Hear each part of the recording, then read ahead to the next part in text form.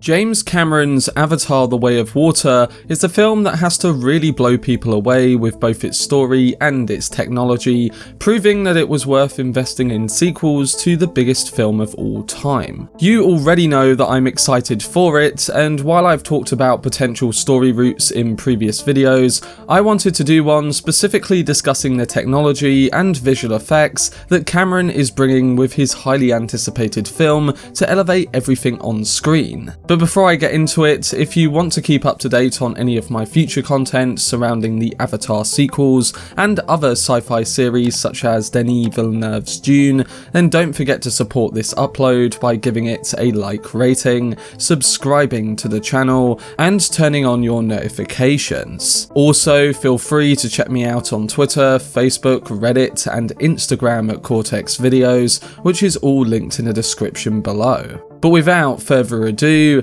let's dive into the technology of Avatar 2.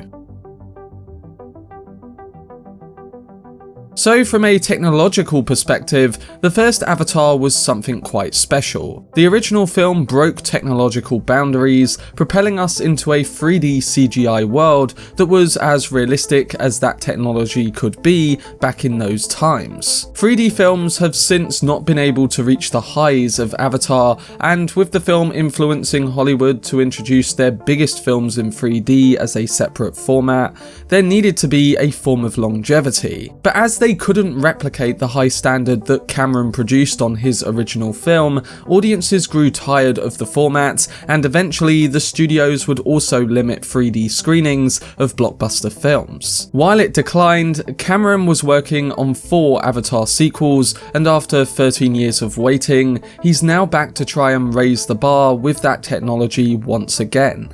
The first thing to mention surrounding Avatar 2 and its technology is that the film is going to be a record-breaking one for the amount of formats it will release in. It has more formats than any film in history, and this was something ingrained into the way the film was built through its technology. At CinemaCon a few months ago, Cameron teased a bit of the groundbreaking tech, describing the film as the most immersive 3D available. We learnt that he was close to finishing the sequel too, and he went on to say a few more things. The filmmaker stated, "I want to start out by saying I know it's been rough on the exhibition community these last 2 years. I've been making movies for 40 years and I've never seen anything like this, not even close to threatening the business that I've dedicated my life to. I just want you to hear it from me that producer Jon Landau and I are here to work with you. You're our partners, and the best way we can do that is by delivering content that is a must-see experience at the cinema. With the first Avatar, we set out to push the limits of the big screen.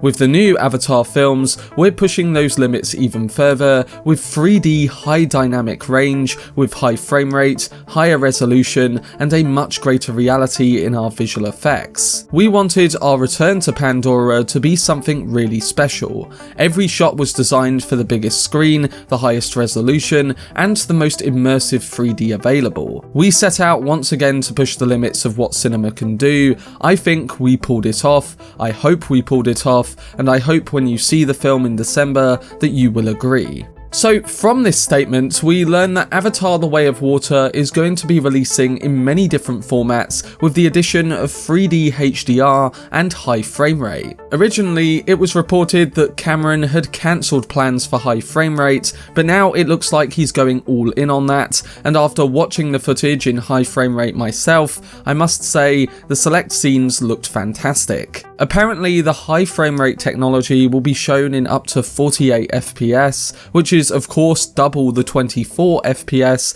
that we normally get in a theatrical film. Normally, I would be against this kind of idea, but again, after seeing the footage and understanding that it works well in bringing the underwater sequences of Avatar 2 to life in the most immersive way, I'm now all for it. And with Dolby Atmos and Dolby Vision also present, we are going to get more varied formats of 3D come the release on December the 16th.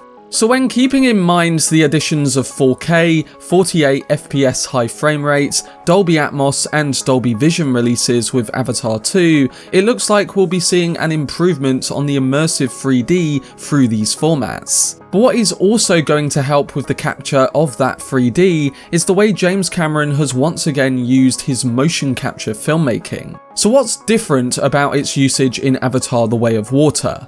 Well, more specifically for this film, the filmmaker has used underwater motion capture technology for the first time, and compared to other methods of designing and capturing performances underwater, this is much more realistic. James Cameron has apparently tested both the traditional mocap and his new form of underwater capture side by side, and according to him and his team, the newly designed tech is much more effective. In an interview from a few months ago, the filmmaker said, "My colleagues really lobbied heavily for us to do it dry for wet, hanging people on wires. I said it's not going to work, it's not going to look real. I even let them run a test where we captured dry for wet, and then we captured in water, a crude level of our in-water capture, and it wasn't even close." So it's clear that the performance capture of the first film would not work underwater, and that Cameron and his team had to work out a way to record the details in the actors' expressions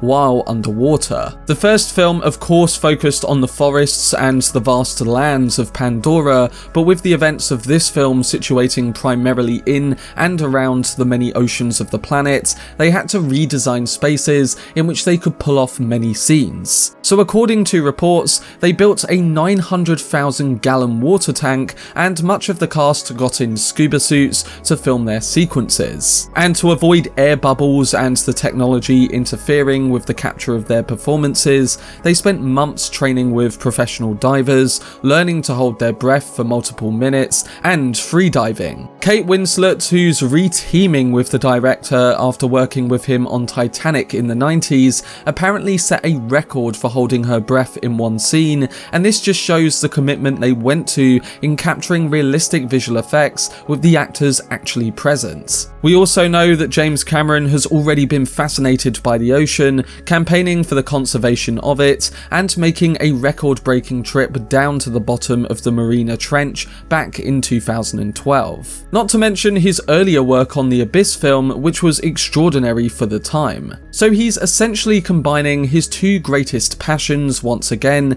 with the ocean and filmmaking, aiming to bring the most realistic and immersive form of that on screen for the world of Avatar. Instead of just using green screens or animating actors using CGI like many blockbusters opt for today, he's going the lengths to create something that looks more real. We can already see that difference even in the comparisons between Avatar 1 and the sequel, just in a few frames, and it's understandable why they're even improving the original film's effects in a remastered version coming this October.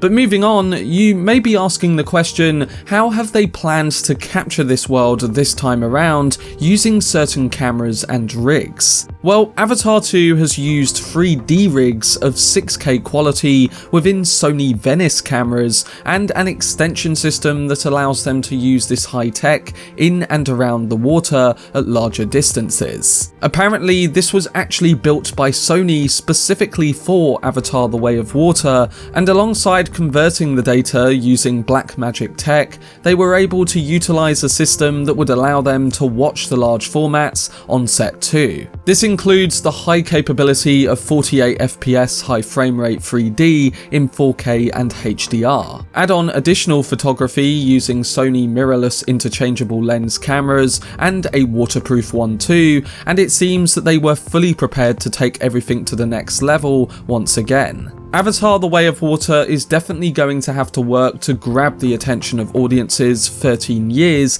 after the success of the original film, but while I consistently say that we should never doubt James Cameron, I would also say that the work done on a technological point here will surely grab people again this time. In the way that the original Avatar brought in viewers using its stunning 3D work, Cameron has managed to bring a theatrical film in new formats and develop underwater motion capture capture technology that will have people wanting to experience something truly spectacular and modern for this world. The director's passion and determination to advance digital filmmaking and go to difficult and extreme lengths to make that happen is something that is rare on this scale of blockbuster filmmaking. It's definitely pricey, but from what we've already seen of the underwater sequences from this film, it appears that he will go far to capture exactly what he wants to achieve. And the footage we've already seen might only look better as we get closer to the release date. Avatar: The Way of Water is going to be a real treat in IMAX this December,